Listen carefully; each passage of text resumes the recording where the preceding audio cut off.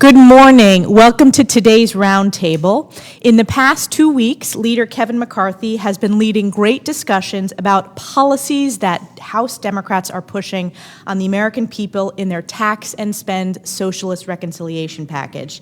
This bill will impact honest, hardworking Americans in very negative ways. This bill makes it more expensive to heat your home, to fill up your car with gas, or turn on lights. And as we are discussing today, it will drastically increase the cost of sending children to preschool and take away parental power when it comes to education and put it in the hands of the federal government. We know that that is not a message that resonates with America. Virginia spoke loud and clear last night that parental rights is an issue that we can run on and we can win on when it comes to education, and Republicans are committed to always standing up for our parents and students.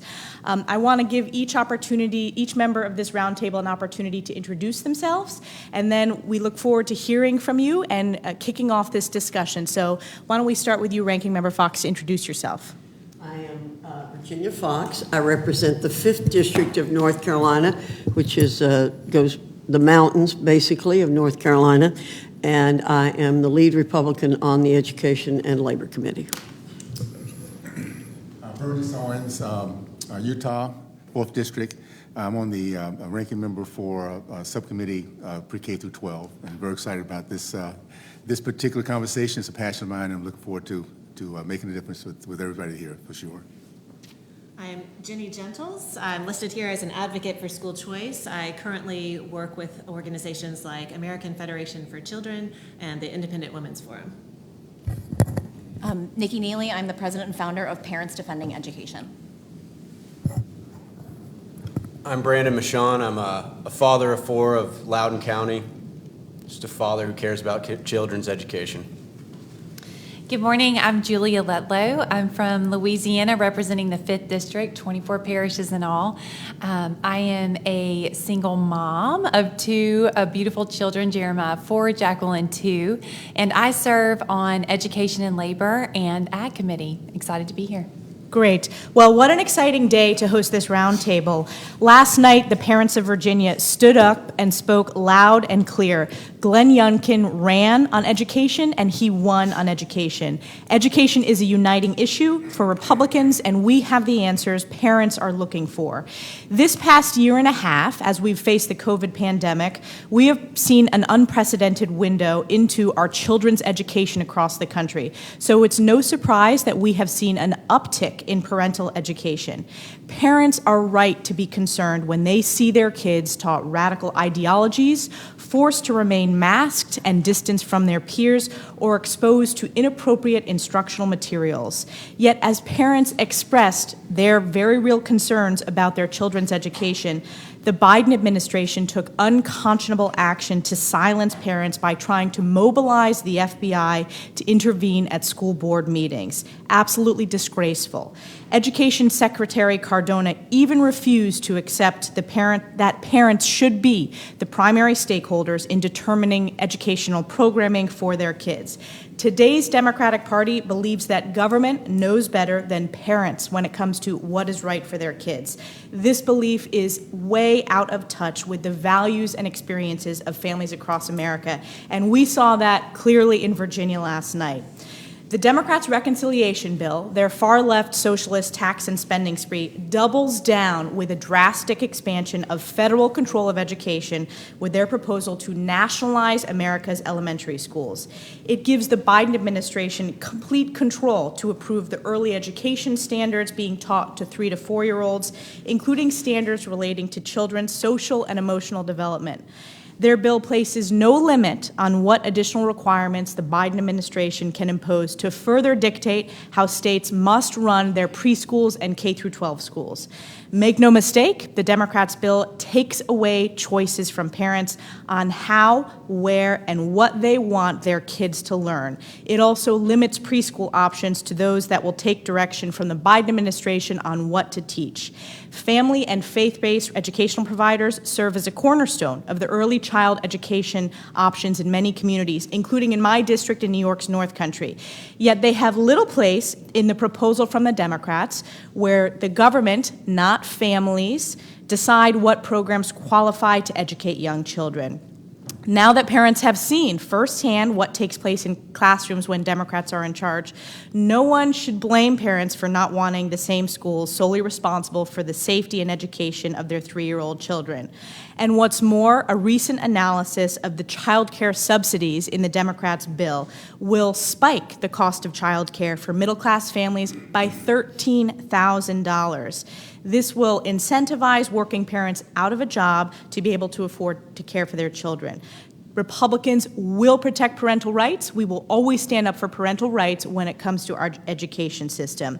I wanted to turn it over to Ranking Member Virginia Fox for her statement. Thank you, Congresswoman Stefanik. You know, this spending bill, as Congresswoman Stefanik outlined, is very, very bad for education and very, very bad for students and parents. I was on the school board for 12 years. We didn't act like the Loudoun County School Board does and dismiss parents. We paid attention to them. This spending bill gives federal control of education. It gives the government federal control of education. Less parental choice, more power to the unions. And again, the Virginia election, I think, spoke very loudly to this. If you have a federal takeover of education, what you're going to have is drag queen story hour instead of Madeline. You're going to have thanks-taking, not Thanksgiving. You're going to have the Pledge of Allegiance to the progressive flag, not the American flag. The parents don't want to pick up many social justice warriors at the end of the day. They want children who can read, write, and add. They do not want CRT. The federal government has weaponized the DOG against parents, as Congresswoman Stefanik has said. But we know that parents like Mr. Michon and others are brave, and they're not going to be intimidated by what the federal government is doing. What we have to do is work more closely together to fight harder for school choice and local control of education. Thank you. Representative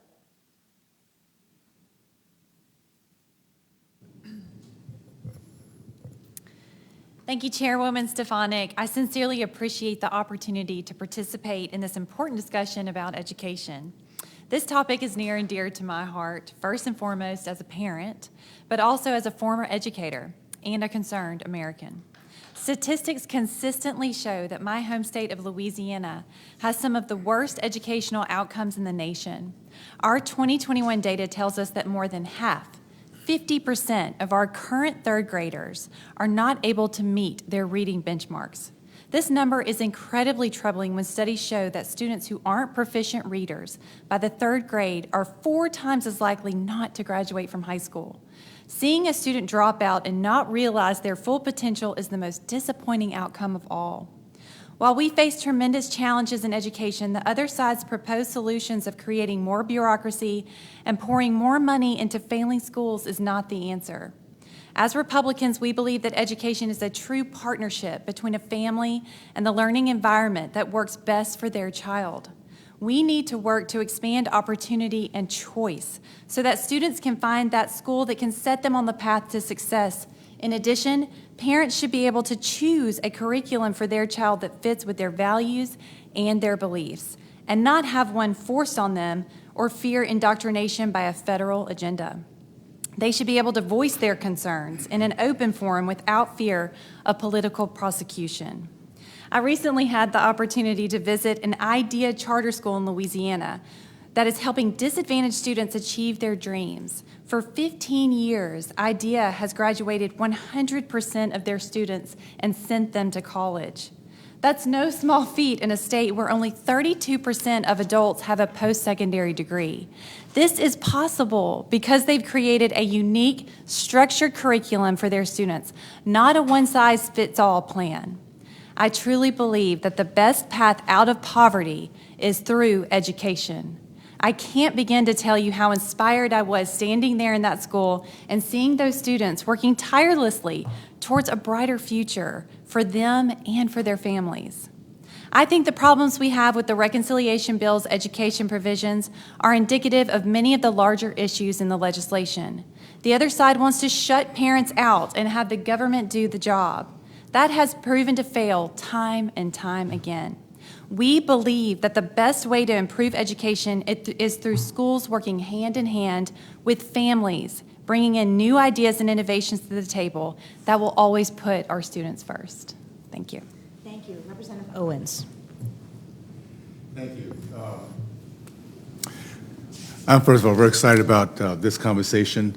I want to thank Virginia for standing strong, for parents for bringing this topic to the front, at the forefront as it needed to be for a long time. And I want to congratulate America because we're now waking up. And that's I've always believed that once we wake up, game over. So I have a little different perspective, and I'm thankful to have been raised in a community in the 60s, the days of KKK, Jim Crow, and segregation, but a community just like all others across our country that believed in education. It didn't matter what the culture was, even though we were not assimilating, we knew that education was our way out. And of all the races out there, the black community was all in. At that time in the 1960s, we led the country in terms of men matriculating from college. My dad was a college educator for 40 years. My mom was a junior high school teacher. Education was everything. And because of that community that I grew up in, we believed in the American dream. And even though they had obstacles, we never doubted the fact that we could achieve anything we wanted to in this great country. And that's what we need to get back to. And what we're now realizing over the last few decades is that we've been under attack. Our kids have been under attack. I've seen it in my community as we saw that flipping of a great community that led our country to growth of the middle class, men matriculating from college, men committed to marriage, and percentage of entrepreneurs. I've seen that flip over to where we now have in the state of California, 75% of black boys in the state of California cannot pass standard reading and writing tests. 13 schools in Baltimore have zero proficiency in math. You take the idea of thinking away from our kids, our future is very, very dim and grim. I've also believed very much in the American way and American people. And I know that once we come together on anything, we the people, there's nothing's going to stop us. Even though taking away the harmony in our sports and all the other things that kind of has always brought us together, one thing they cannot take away is the power of we the people. And a little common sense, a little wisdom that I learned when I was a young kid, you just don't mess with Mama Bear. And they kind of let that one get past them for some reason. So I'm so excited the fact that the parents in 2020, of all the bad things that did happen, the misery we had to go through, the light that came out of it is we had a chance to see our future and what was happening to it. And we're now standing up saying we're not going to let that happen. So I'm excited about where we are today. I want to thank again America for, congratulate America for what we now saw last night. And we're going to start talking even more, no matter what side of the aisle we're on. One thing we have in common, we want our future to be great and our kids to be a big part of that, and we're going to get that done. So thank you so much. I appreciate this, Lisa. Great. I'll go to Mr. Brandon Michon, who's a Loudoun County parent. Thank you. Give you guys a little bit of background about me. I'm not an elected official. I don't work for any organization.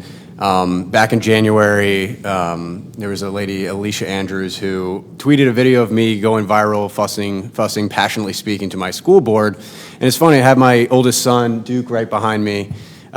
He spoke actually right before me, and we moved down here from New York. We're natives of Loudoun. We moved down here summer of last year. And we're speaking at our school board about opening schools and school choice and the ability for families to either be in person or online. And he spoke before me and said, hey, I just want to be in class and meet friends.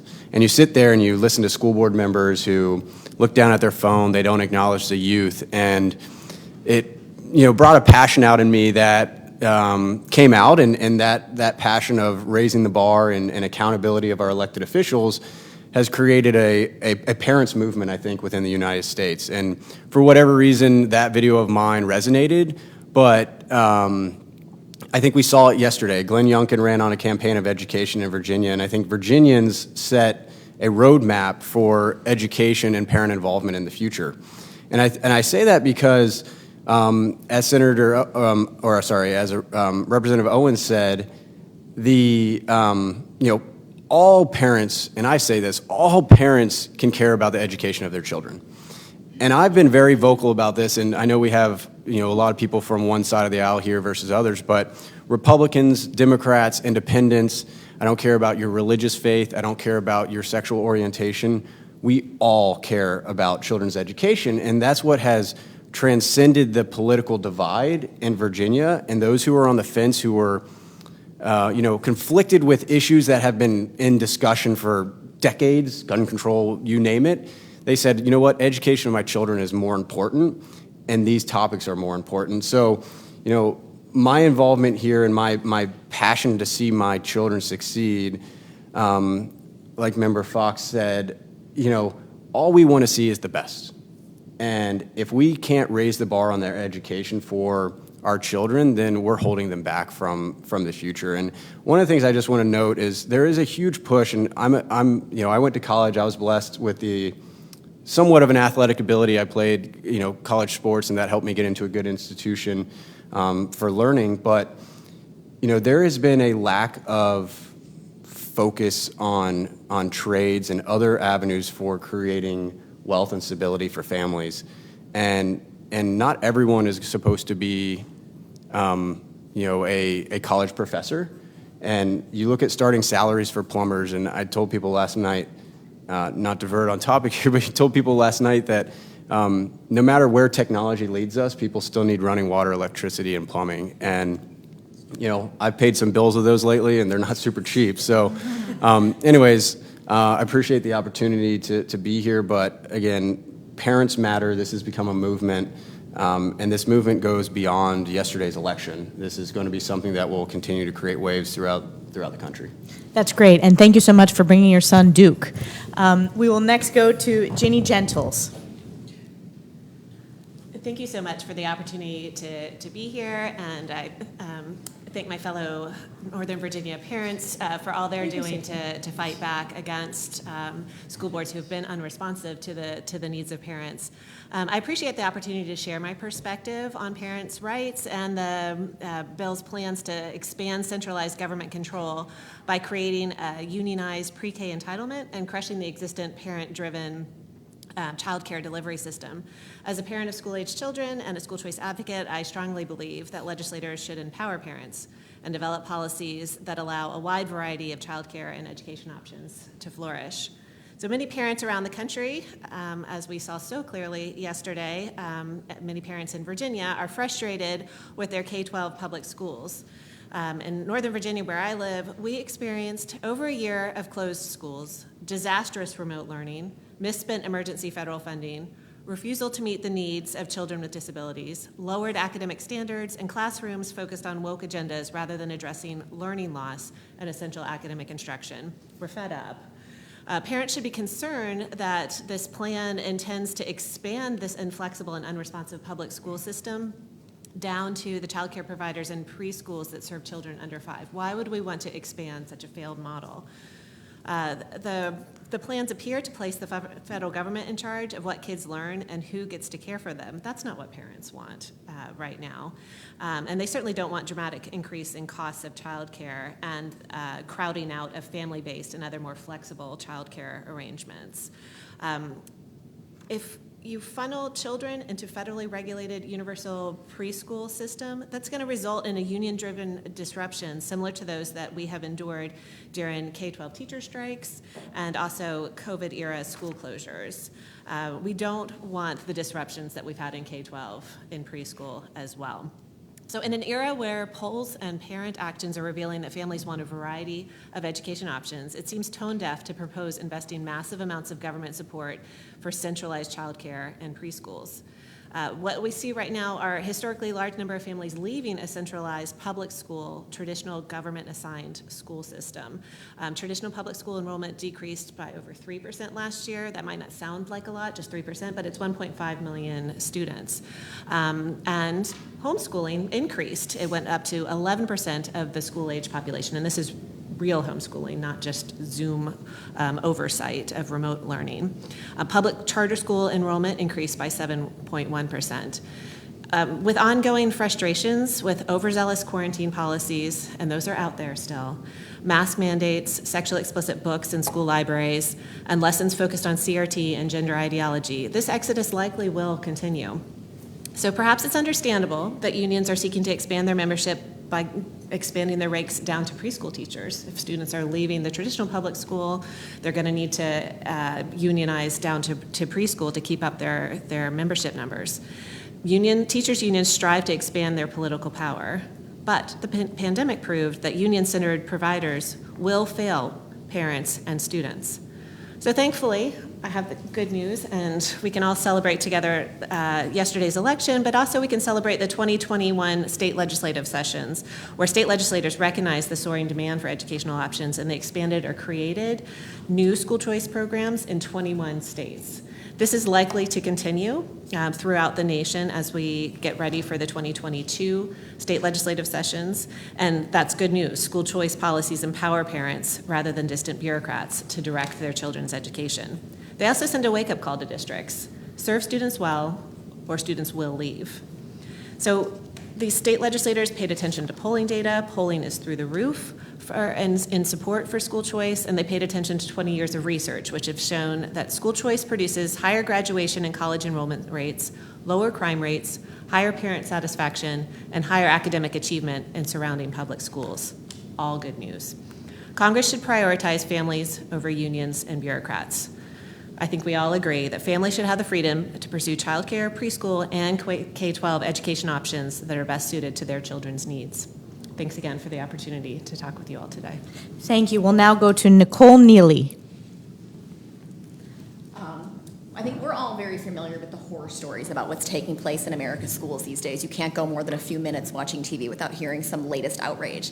Parents around the country are absolutely furious about the state of our country's education system, and with good reason. They're mad that children are being taught to view themselves and others first and foremost through the lens of immutable characteristics of race and gender, and to treat each other accordingly, and that they are being treated accordingly. Reading books that say that whiteness is a deal with the devil, or being taught about the gender unicorn and ask their pronouns in elementary school. They're mad about the elimination of gifted and talented programs in the name of equity. In the state of Oregon, they have something called graduation equity, where you can actually receive a high school diploma now without being able to read, write, or do math. I mean, you have just devalued a whole state's high school diploma in a heartbeat in the name of equity. They're mad that districts are spending finite budget dollars and bringing in diversity consultants that sow division and hatred rather than focusing on learning loss and low proficiency rates as is. They're mad that schools are facilitating gender transitions and hiding it from families. I just talked to a family in upstate New York a few days ago about this, maintaining two separate sets of records, totally destroying that relationship between a parent and a child. And they're mad that when they try and raise these issues with their school, they are mocked by the media and they are mocked by elected officials, all the way from the White House to the schoolhouse. These concerns are dismissed and they feel unheard. It's no wonder parents are upset. But I'm not here to tell sob stories. I actually am coming here with a little bit of good news. The cavalry is coming. We saw this last night, and we are seeing this around the country. Parents Defending Education speaks to parents every single day around the country. We work with, at this point, about 200 parent groups across the country that have sprung up just in the past 2 years to address what is going on in America's schools, the quality of education. Not just school choice, not masks or COVID, just this political indoctrination in schools. People are mad, and they are awoke. And I think what's exciting is this is a really unusual group of people that have come out. This is not just a bunch of conservatives. These are people, probably 10 or 15% of the people we hear from are people who say, I'm a lifelong Democrat, but I don't like this. We hear from teachers. We hear from school administrators. We hear from first-generation Americans who are generally apolitical, but they don't want their child to be taught that getting the right answer in math class is racist. They want their child to learn calculus so they can apply to MIT and make a better life for themselves.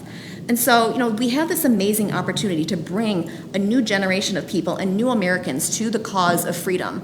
And so, although it seems dark, I am very optimistic that together we can make a change and we can reclaim our children's education because this issue is not going away. Thank you. This is great. Thank you so much. I wanted to kick it off with a question, and I'll turn to Ranking Member Virginia Fox from North Carolina, who is our Republican leader on the Education and Workforce Committee.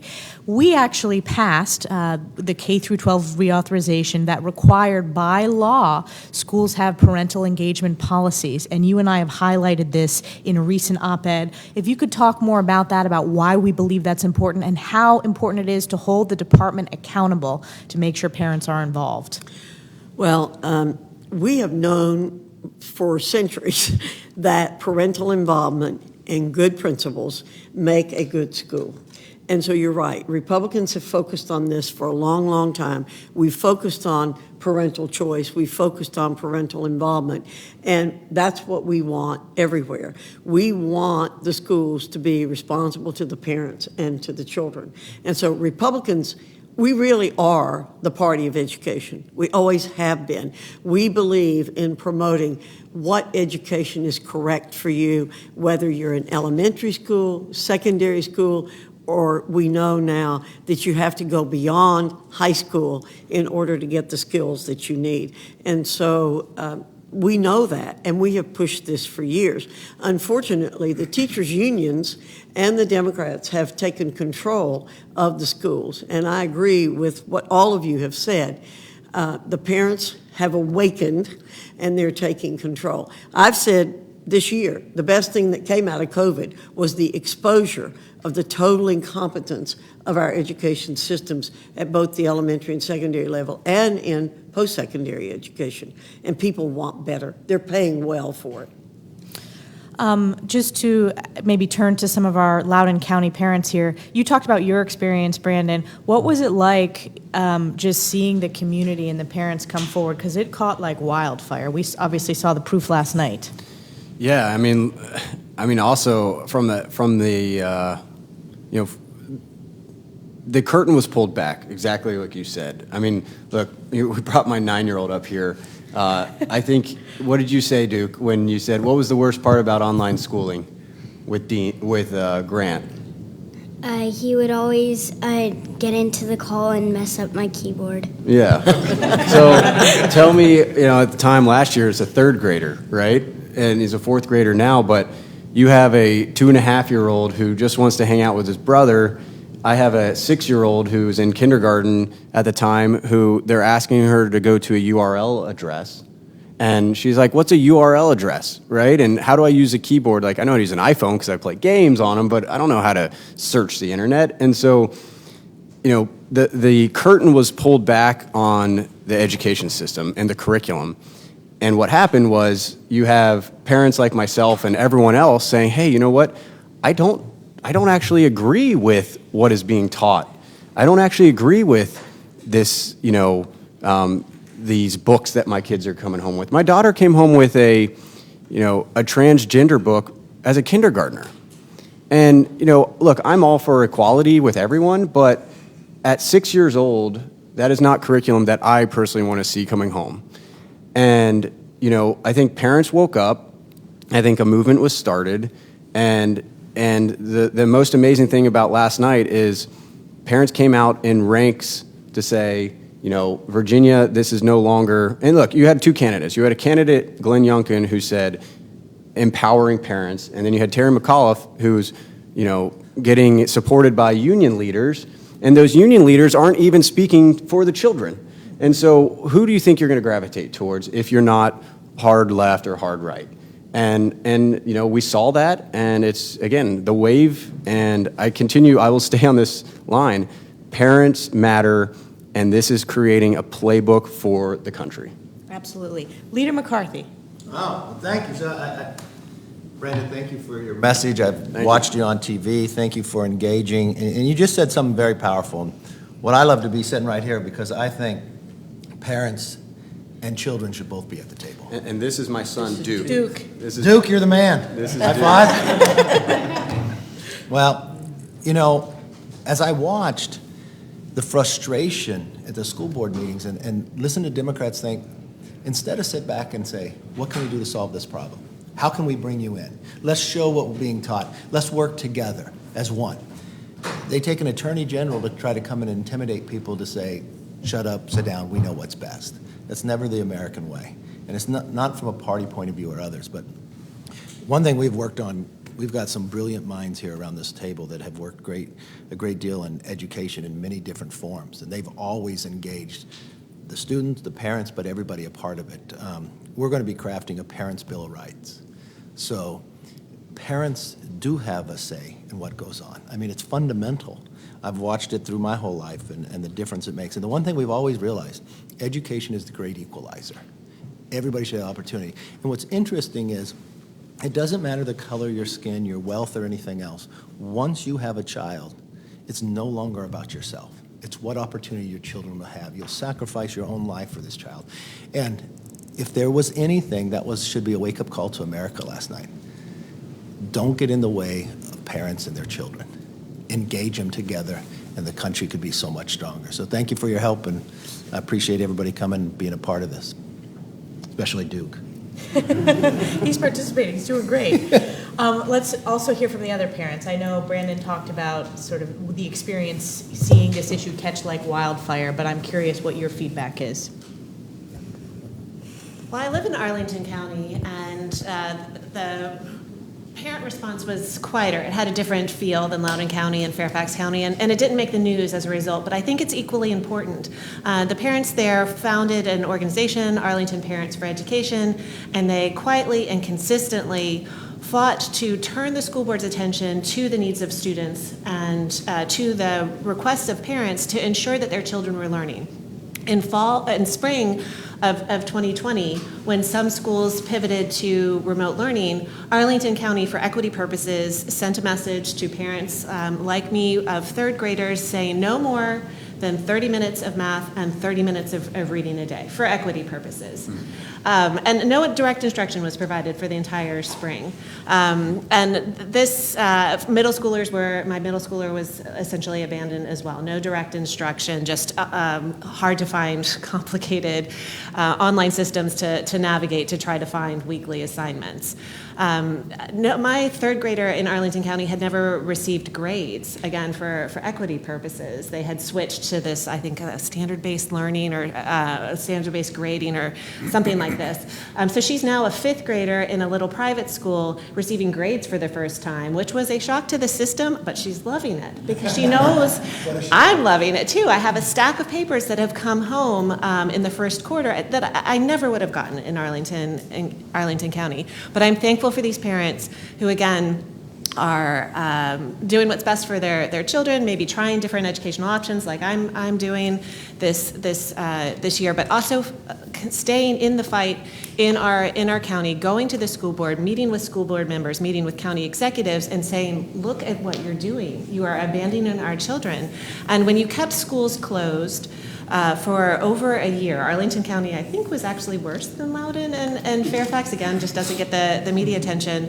The standards of learning tests, the state's assessments showed what happened. They plummeted, absolutely plummeted. Math went down significantly. Reading went down quite a bit, but you know what? Reading would have gone down more if the state hadn't just lowered the standards. The state in 2020 met and decided, well, instead of having to get 25 out of 40 to pass, third graders have to get 21 questions right out of 40. They didn't tell parents. They didn't share this information. They quietly lowered that standard, and then when reading scores went down but didn't plummet as much as math, they didn't inform parents of that, maybe not even school leaders. So parents might be hustling to get a tutor for their child for math when they saw their assessment scores, but not know that their child also needs a reading tutor too.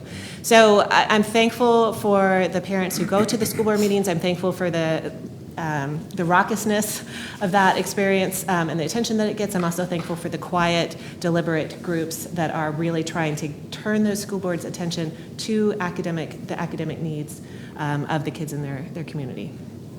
Great. Burgess, what are you hearing from your constituents on the education issue?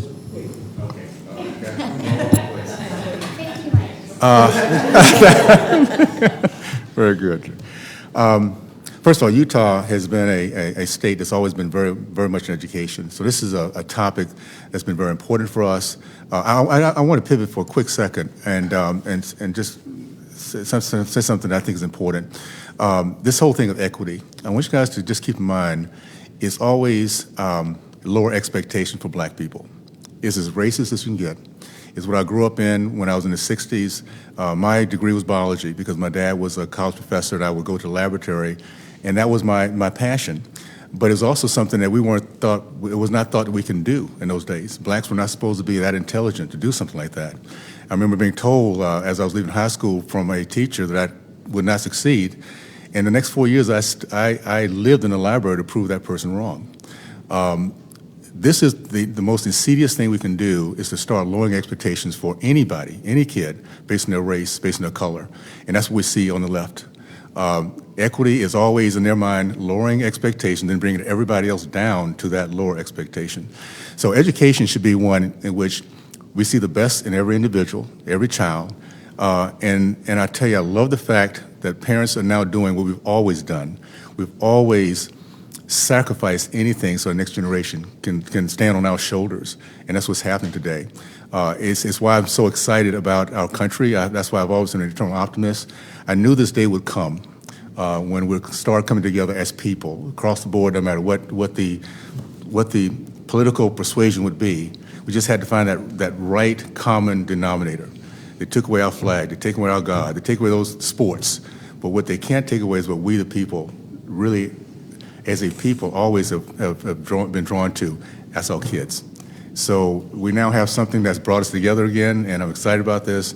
And by the way, ignorant and free can never be. That was Thomas Jefferson. Our country's built on freedom based on education and people being engaged. So we're back in the saddle again, and I'm excited about winning this deal for sure.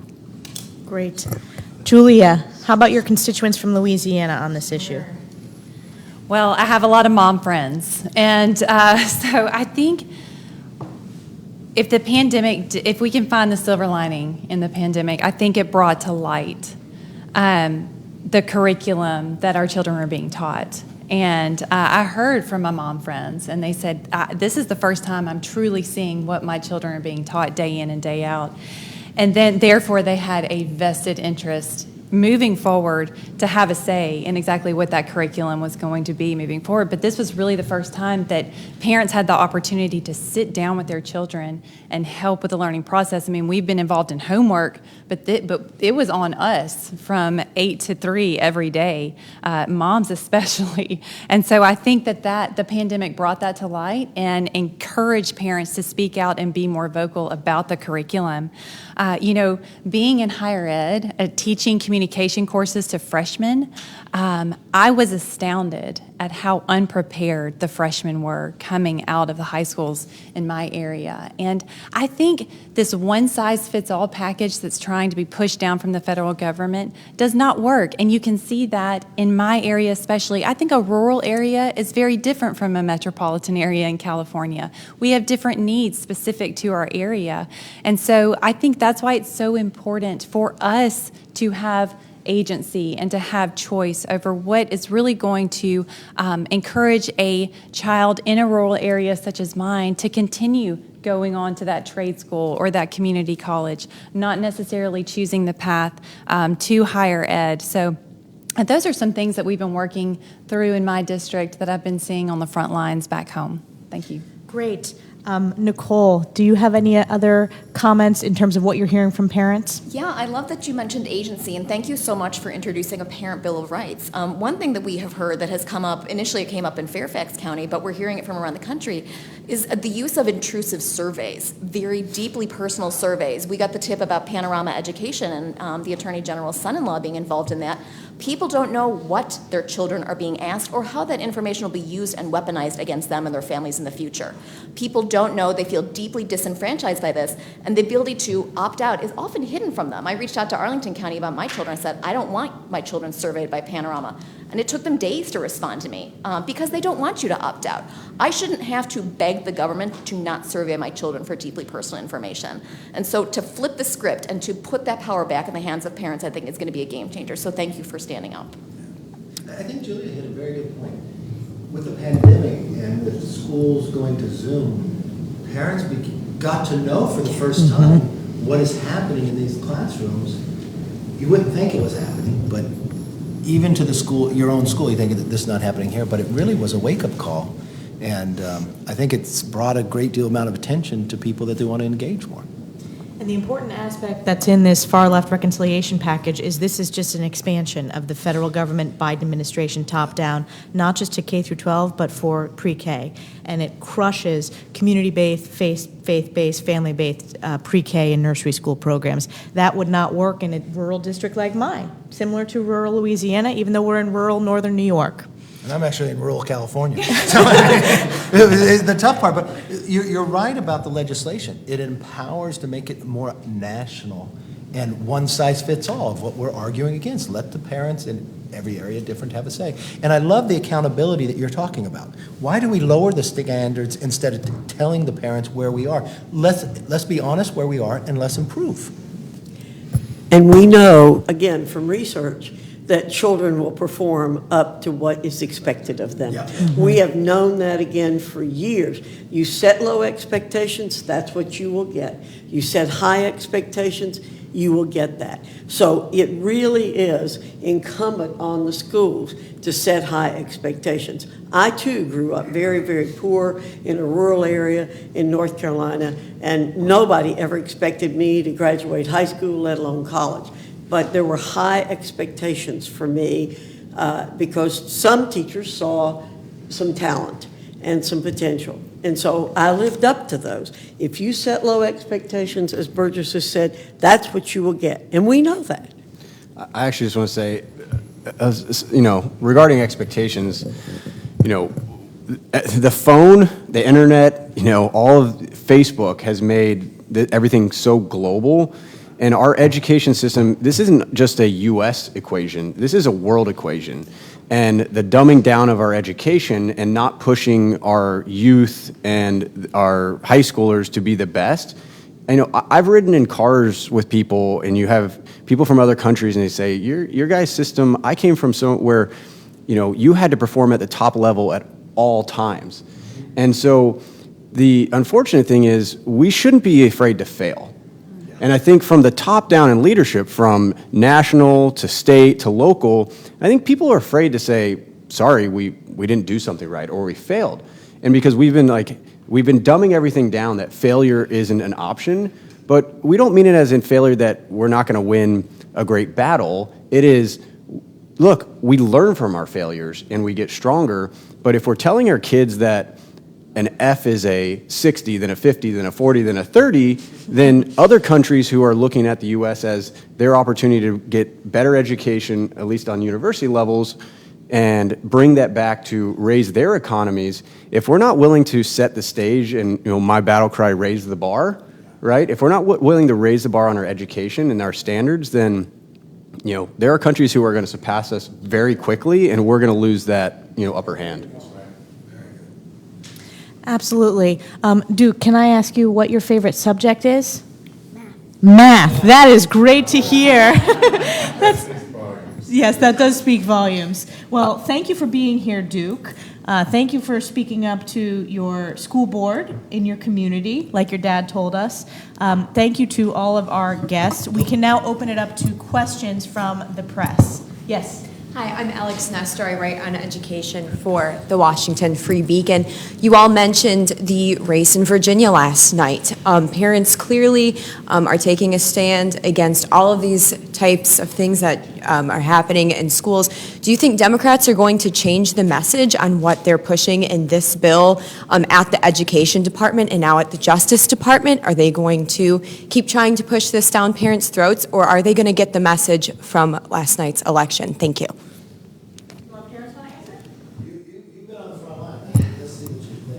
As we saw in the House and the Senate Judiciary Oversight hearings, I do not think they will be walking this back. We are seeing them double down. We have not seen the Department of Justice walk it back. I'm so grateful for the House Republicans that have started to call for, why are you not doing this? What are the Attorney General's offices around the country doing?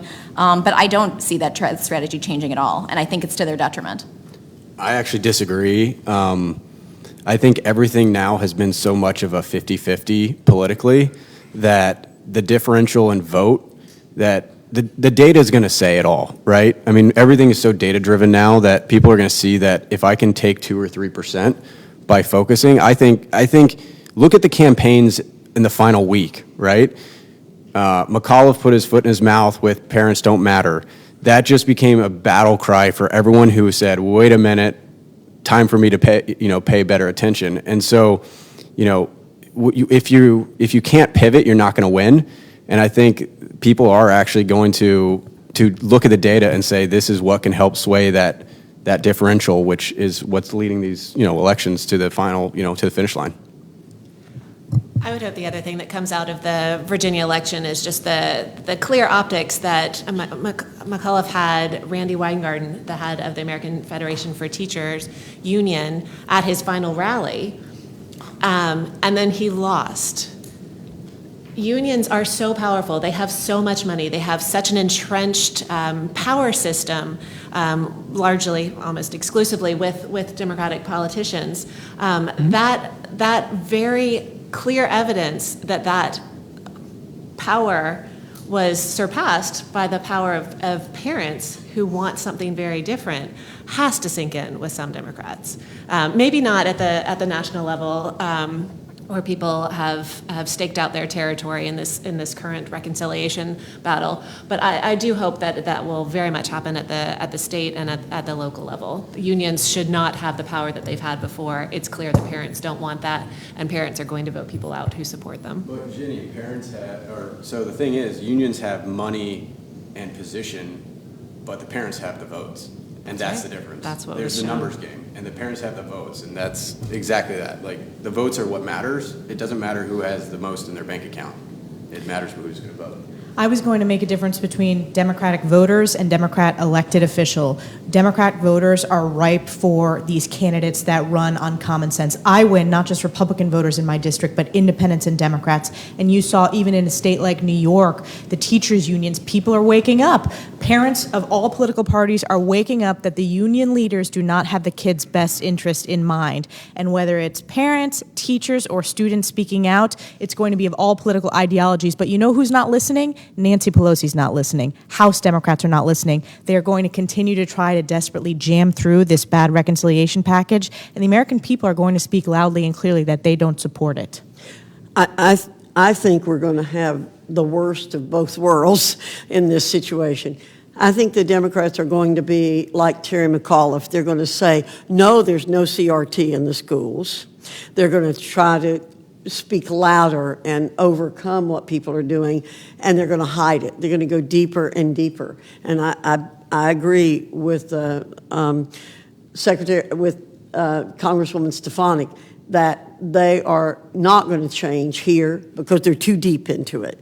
But they're going to try to fool the American people again, and it's going to be vigilance on the part of the parents to make sure it's not happening. I think your best bet is, what did we hear from them this morning? The thing we heard from them this morning is like they have to double down. And it's not like they didn't have the warning before the election.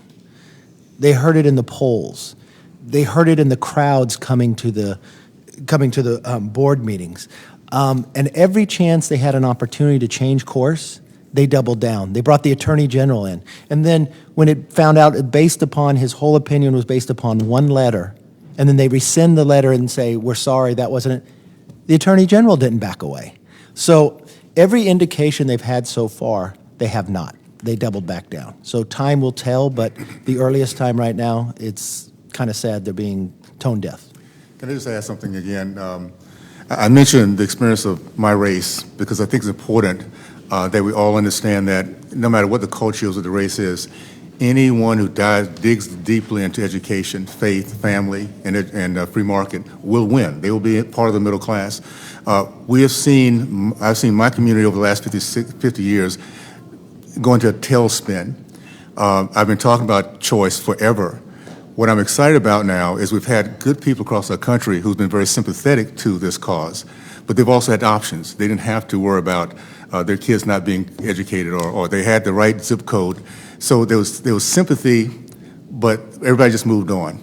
We now have empathy, where parents, mothers are seeing my kid now. I now understand what it is not to have a choice, or to have a curriculum that is teaching how to be a failure, something that we've been dealing for quite a while. So the empathy piece that I see happening, which is what we're good at as a nation, is what's going to change the trajectory.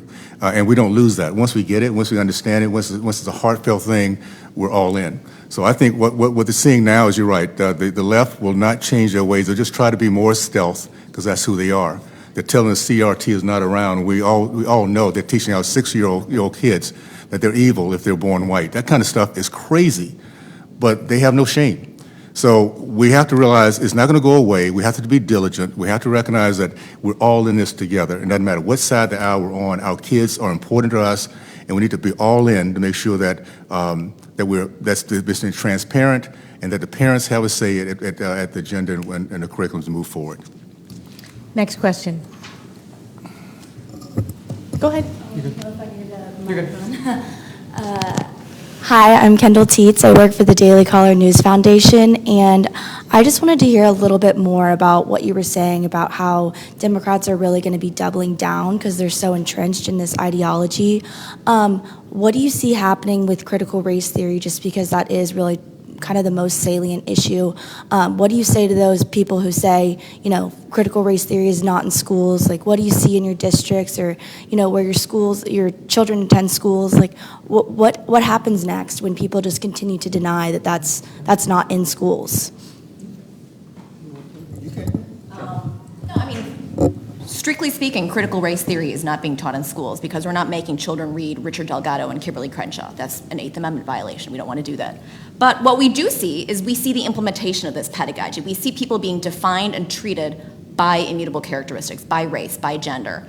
And that is unacceptable. I don't care what you call it. You can call it magical unicorn theory. It's unconstitutional and it's immoral. And so, yes, I think you guys are right. We're going to keep changing the terms. Right now, CRT is now a toxic term, and so now it's culturally responsive, or there's social emotional learning, right? The terms keep shifting. But again, the price of liberty is eternal vigilance. People are paying attention now. I mean, people are obsessively watching what their kids are learning, asking, filing public records requests to get access to curriculum.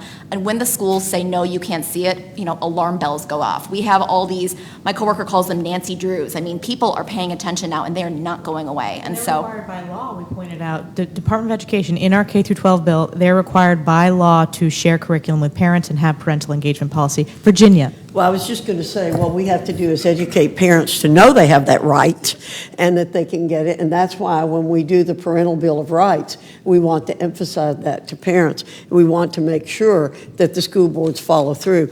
We've had sleepy school board elections in the past. A lot of people haven't paid attention. That is not going to happen in the future. And I've told parents in my district, you start paying close attention to what's happening with the school boards. If they deny you the opportunity to have a charter school, then you get out and you elect school board members who are going to support charter schools. And I do think we have gotten the parents awake now, and we're going to do everything, the Republicans are going to do everything we can to help the parents be educated along with the children, because the children need to, they're the ones who come home and tell you what's in what they're being taught every day. And if we get the Parental Bill of Rights and we emphasize this, the awareness on the part of parents, they do want the best for their children. I don't care what race or you are, you want the best for your children. And so we're going to push that on and on and on. This is not going away. I actually want to say, I agree with Nicole. There is no CRT class, but what I've heard from so many teachers within my county is that it's buried within their training. And so you may have a equity training, or you may have a, fringe training, or call it whatever you want. All right, you make up the term of the day, just as parents were terrorists last week and now we're whatever you want to call us. But, it is just buried within the training where they're saying, look, you need to make sure one group is favored versus the other. Or, for my 6-year-old daughter, that because you're white, you should be pandering towards another. No, it should be we're all created equal. And if we want to talk about cultural differences, let's highlight all the great things about those cultural differences. But what I've seen, at least, and I get people who message me on all different media platforms, and they're saying it's buried within the trainings of the teachers, masked as something else. I would say that parents need to pay attention to what's going on at the school board level. They also need to pay attention on what's going on at the state level. And so that's where I think McAuliffe tripped up when he kept saying, oh, it's not in Virginia schools, when you can go to the state Department of Education and there's websites and trainings and webinars dedicated to this CRT, or whatever you want to call it, issue. And there's an expectation that the state sets the policy and the school boards have to implement that. That's an even starker expectation with the state transgender policy for the state of Virginia. That was put into law. They drafted a 27-page model policy at the state level and then passed a law requiring all, I think it's 133 school districts or divisions in Virginia to implement it. So as much as Loudoun County got attention for for their conversations around the transgender policy, every single school district in Virginia, by law, state law, has to implement the state-drafted transgender policy. It's not just in Loudoun, it's not just in Fairfax. This school year, every single school district has to implement it. So I think that parents need to pay attention to what's going on in their classrooms at the school district. And it's a lot on parents, but they also need to pay attention to what's going on at the state level and what's mandated down. I've received tearful phone calls from Virginia school board members saying, look, our district lawyer is telling us that our district will lose insurance and that we will be sued if we don't implement the transgender policy. And so that's the advice that the school boards are being given, and they feel very much pressured to then do what the state wants. So what support are we providing to school board members who want to push back on the state? That's the other issue I think we need to pay attention to. Let me just say real quickly, I think what we have to remember, the mission statement, the three most powerful words in the history of mankind are we the people. And what that really says to me is really, I mean, we're going to do our job best we can to make sure we're representing the people and giving parents options. But it's going to be truly down at that lower level. It's at, when I say lower level, it's at that grassroots where parents are going up to the school boards, doing what you guys are doing right now. It's nothing more powerful than that. This is the new civil rights, period. And whether it's white kids, black kids, it doesn't matter what the zip code is, we will be impacting our future based on how all kids are raised to be responsible citizens of our country, to be proud of who we are, to say I can make a difference just by standing and saying a word or two. And once we get back to that, across the board, our entire nation continues to rise. So I'm excited about the fact that we the people, again, are waking up. So the solutions will not, well, obviously 2022, let's make sure Republicans are running in a big, big way, that we're putting together policies that we will make sure help. But it starts off with parents like yourself. And I want to thank you guys for truly stepping to the plate, because this is what it's all about, for sure.